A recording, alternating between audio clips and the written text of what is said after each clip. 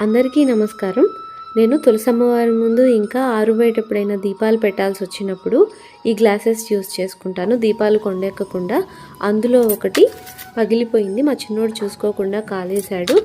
అమ్మవారే వాడికి ఏమీ కాకుండా చూసుకుంది.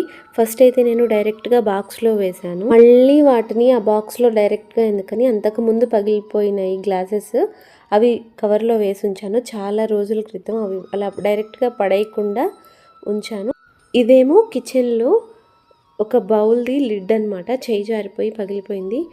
ఎందుకు ఇన్ని రోజులు ఉంచాను అంటే ఆ పెద్ద లిడ్ పట్టేంత బాక్స్ నాకేమీ దొరకలేదు. రీసెంట్గా అమెజాన్లో ఎగ్స్ ఆర్డర్ చేస్తే వచ్చింది. అవన్నీ ఇప్పుడు దాంట్లో ప్యాక్ చేస్తున్నాను. ఎందుకు అంటే మన సేఫ్టీ కోసం మనం డైరెక్ట్గా పడేస్తాము డస్ట్బిన్లో. అవి డంపింగ్ యార్డ్స్లో పడేస్తారు చెత్త అంతా. అప్పుడు అక్కడ కుక్కలు పిల్లులు తిరుగుతూ ఉంటాయి. వాటికి గుచ్చుకున్నాయి అనుకోండి, చూసుకోవడానికి ఎవరు ఉండరు కదా. ప్లీజ్ అలా పడేయకండి, ర్యాప్ చేసి పడేయండి.